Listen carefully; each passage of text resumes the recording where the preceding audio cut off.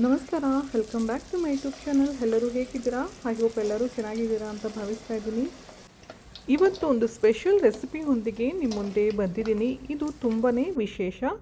ಆಂಧ್ರ ಪ್ರದೇಶದ ರಾಯಲಸೀಮಾ ಭಾಗದಲ್ಲಿ ತುಂಬ ಫೇಮಸ್ ಆಗಿರುವ ಅಲಸಂದೆ ಬೋಂಡ ಅಥವಾ ಗಾರೆಲು ವಡೆ, ಇದನ್ನು ಏನು ಬೇಕಾದರೂ ಅನ್ಬಹುದು. ಇದರ ವಿಶೇಷತೆ ಏನಂದರೆ, ನಾವು ಸಾಮಾನ್ಯವಾಗಿ ಬೋಂಡ, ಪಕೋಡ ಅಥವಾ ವಡೆ ಇವುಗಳನ್ನು ನಾವು ಚಟ್ನಿ ಅಥವಾ ಸಾಸ್ ಜೊತೆಗೆ ತಿಂತೀವಿ. ಆದರೆ ಇದರ ನಿಜವಾದ ರುಚಿ ಗೊತ್ತಾಗಬೇಕಾದ್ರೆ ಬಿಸಿ ಬಿಸಿ ನಾಟಿ ಚಿಕನ್ ಸಾರು ಜೊತೆಗೆ ಒಮ್ಮೆ ತಿನ್ನಿ ನೋಡಿ. ಈ ಕಾಂಬಿನೇಷನ್ ರುಚಿ ಹೇಳಲು ಮಾತೇ ಸಾಲೋದಿಲ್ಲ. ಅಲಸಂದೆ ವಡೆ ಹಾಗೂ ನಾಟಿ ಚಿಕನ್ ಸಾರು ಪ್ರತಿಯೊಂದು ತುತ್ತು ಅದ್ಭುತ ರುಚಿ ಕೊಡುತ್ತೆ. ಬನ್ನಿ, ಈ ಅದ್ಭುತವಾದ ರೆಸಿಪಿ ಹೇಗೆ ಮಾಡೋದು, ಇದಕ್ಕೆ ಬೇಕಾಗಿರುವ ಸಾಮಗ್ರಿಗಳನ್ನು ತಿಳ್ಕೊಂಬರೋಣ. ನಾನಿಲ್ಲಿ ತೋರಿಸ್ತಾ ಇರೋದು ಹಲಸಂದೆ ಬೇಳೆ. ನಿಮ್ಮ ಹತ್ರ ಇದೇ ರೀತಿ ಹಲಸಂದೆ ಬೇಳೆ ಸಿಗದಿದ್ದರೆ ನೋ ವರೀಸ್, ಅದರ ಬದಲು ಅಲಸಂದೆ ಕಾಳನ್ನು ಸಹ ಬಳಸಬಹುದು. ಅಲಸಂದೆ ಕಾಳನ್ನು ಒಂದು ರಾತ್ರಿ ಪೂರ್ತಿ ನೀರಿನಲ್ಲಿ ನೆನೆಸಿಟ್ಟು ನೆಕ್ಸ್ಟ್ ಡೇ ಚೆನ್ನಾಗಿ ತೊಳೆದು ನೀರನ್ನು ಸಂಪೂರ್ಣವಾಗಿ ಸೂಸಿ ರುಬ್ಬಿಟ್ಕೋಬೇಕು. ನನಗೆ ಅಲಸಂದೆ ಬೇಳೆ ಸಿಕ್ಕಿರೋದ್ರಿಂದ ನಾನು ಇದನ್ನು ಸುಮಾರು 4 ಗಂಟೆಗಳ ಕಾಲ ನೆನೆಸಿಟ್ಕೊಂಡಿದ್ದೆ. ನಾನು ಬಳಸ್ತಾ ಇರೋದು ಅಲಸಂದೆ ಬೇಳೆ ಆಗಿರೋದ್ರಿಂದ ಇದನ್ನು ಮೊದಲು 4 ಗಂಟೆಗಳ ಕಾಲ ನೆನೆಸಿಟ್ಕೋಬೇಕು. ನೆನೆಸಿದ ನಂತರ ಸುಮಾರು 2ರಿಂದ 3 ಬಾರಿ ನೀರು ಬದಲಾಯಿಸಿ ಚೆನ್ನಾಗಿ ವಾಶ್ ಮಾಡ್ಕೋಬೇಕು. ಇದನ್ನು ಇಷ್ಟು ಸಲ ಯಾಕೆ ವಾಶ್ ಮಾಡ್ಕೋಬೇಕು ಅಂದರೆ, ಬೇಳೆ ಮೇಲಿರುವ ಸಣ್ಣ ಸಣ್ಣ ಸಿಪ್ಪೆ ಅಥವಾ ಡಸ್ಟ್ ಹೋಗೋವರೆಗೂ ಚೆನ್ನಾಗಿ ವಾಶ್ ಮಾಡ್ಕೋಬೇಕಾಗತ್ತೆ. ಆಗ ಹಿಟ್ಟು ತುಂಬ ಚೆನ್ನಾಗಿರುತ್ತೆ, ವಡೆ ಕೂಡ ತುಂಬ ರುಚಿಯಾಗಿ ಬರುತ್ತೆ. ನಾನು ತಗೊಂಡಿರೋದು ಬಿಳಿ ಹಲಸಂದೆ ಬೇಳೆ ಆಗಿರೋದ್ರಿಂದ ನಿಮಗೆ ಸಿಪ್ಪೆ ಅಷ್ಟಾಗಿ ಕಾಣಿಸ್ತಾ ಇಲ್ಲ. ಸೊ ಸಿಪ್ಪೆ ತುಂಬ ಇರುತ್ತೆ. ಸೊ ಅದು ಎಲ್ಲ ರಿಮೂವ್ ಆಗೋವರೆಗೂ ಚೆನ್ನಾಗಿ ವಾಶ್ ಮಾಡ್ಕೋಬೇಕು. ಹಾಗೆ ಇದರಲ್ಲಿ ಕಲ್ಲು ಸಹ ಇರುತ್ತೆ. ನಾನು ತೋರಿಸೋ ವಿಧಾನದಲ್ಲಿ ಈ ರೀತಿ ಶೋಧಿಸ್ಕೊಂಡ್ರೆ ಕಲ್ಲೇನಾದರೂ ಇದ್ದರೆ ಅದನ್ನು ಸಹ ನಾವು ರಿಮೂವ್ ಮಾಡಬಹುದು. ರಾಯಲಸೀಮಾ ಭಾಗದಲ್ಲಿ ಇದೊಂದು ಸಾಂಪ್ರದಾಯಿಕ ಅಡುಗೆ. ಮನೆಗೆ ಅತಿಥಿಗಳು ಬಂದಾಗ, ಹಬ್ಬ ಹರಿದಿನ, ಜಾತ್ರೆ, ಕುಟುಂಬದ ವಿಶೇಷ ಸಂದರ್ಭಗಳಲ್ಲಿ ಇದನ್ನು ತುಂಬ ಖುಷಿಯಾಗಿ ಮಾಡ್ತಾರೆ. ಈಗ ಇದೆಲ್ಲ ಚೆನ್ನಾಗಿ ವಾಶ್ ಮಾಡಿ ನೀರೆಲ್ಲ ಸೋಸಿ ಇದನ್ನು ಚೆನ್ನಾಗಿ ರುಬ್ಬಿಟ್ಕೋಬೇಕು. ಹಾಗೆ ನೀರು ತುಂಬ ಹಾಕಬಾರ್ದು, ಸ್ವಲ್ಪ ಸ್ವಲ್ಪ ಮಾತ್ರ ಹಾಕಿ ಈ ರೀತಿ ನಾನು ತೋರಿಸೋ ವಿಧಾನದಲ್ಲಿ ರುಬ್ಬಿಟ್ಕೋಬೇಕು. ನಾನು ತುಂಬ ನುಣ್ಣಗೆ ರುಬ್ಕೊಂಡಿಲ್ಲ, ಸ್ವಲ್ಪ ತರಿಯಾಗಿ ಇರಬೇಕು. ತುಂಬ ನುಣ್ಣಗೆ ಇದ್ದರೆ ಚೆನ್ನಾಗಿರಲ್ಲ.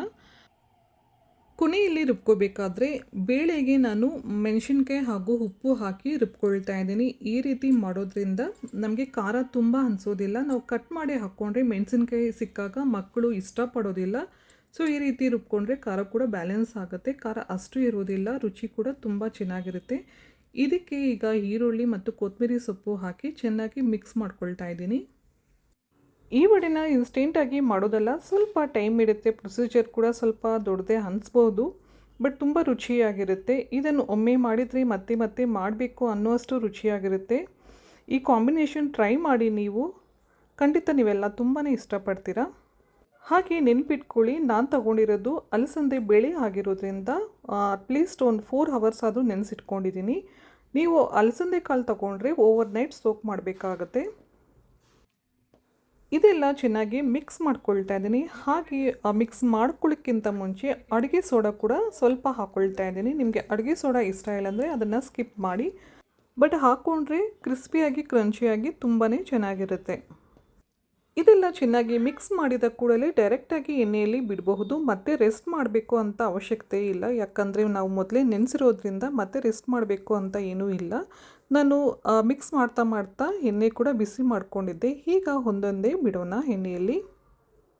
ಯಾವಾಗಲೂ ಒಂದೇ ಥರ ವಡೆ ಪಕೋಡ ಮಾಡೋ ಬದಲು ಈ ರೀತಿ ಒಂದು ಸಲ ಟ್ರೈ ಮಾಡಿ, ತುಂಬ ಚೆನ್ನಾಗಿರುತ್ತೆ.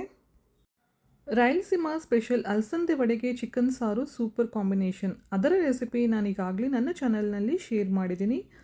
ಆ ರೆಸಿಪಿ ನೋಡಬೇಕು ಅಂತ ಅನಿಸಿದ್ರೆ ಈ ವಿಡಿಯೋದಲ್ಲಿ ಡಿಸ್ಕ್ರಿಪ್ಷನ್ ಬಾಕ್ಸ್ನಲ್ಲಿ ಲಿಂಕ್ ಶೇರ್ ಮಾಡಿರ್ತೀನಿ. ಆಸಕ್ತಿ ಇರೋರು ಖಂಡಿತವಾಗಿ ಒಮ್ಮೆ ಚೆಕ್ ಮಾಡಿ. ರಾಯಲಸೀಮಾ ಸ್ಪೆಷಲ್ ನಾಟಿ ಚಿಕನ್ ಸಾರು ಹಾಗೂ ಹಲಸಂದೆ ವಡೆ ಇವೆರಡರ ಕಾಂಬಿನೇಷನ್ ಸೂಪರ್ ಆಗಿರುತ್ತೆ. ಇವೆರಡನ್ನು ಒಟ್ಟಿಗೆ ಮಾಡಿ ನೋಡಿದರೆ ಅದರ ರುಚಿ ಇನ್ನೂ ಅದ್ಭುತವಾಗಿರುತ್ತೆ. ಇವತ್ತಿನ ರೆಸಿಪಿ ನಿಮ್ಮೆಲ್ಲರಿಗೂ ಇಷ್ಟ ಆಗಿದೆ ಅಂತ ಭಾವಿಸ್ತಾ ಇದ್ದೀನಿ. ವಿಡಿಯೋ ಇಷ್ಟ ಆಗಿದ್ದರೆ ವಿಡಿಯೋಗೆ ಒಂದು ಲೈಕ್ ಕೊಡಿ. ನಿಮ್ಮ ಅಭಿಪ್ರಾಯ ಕೂಡ ಕಮೆಂಟ್ ಮೂಲಕ ತಿಳಿಸೋದು ಮಾತ್ರ ಮರಿಬೇಡಿ. ಹಾಗೆ ನಿಮ್ಮ ಫ್ರೆಂಡ್ಸ್ ಫ್ಯಾಮಿಲಿ ಮೆಂಬರ್ಸ್ಗೆ ಈ ರೆಸಿಪಿ ಶೇರ್ ಮಾಡಿ.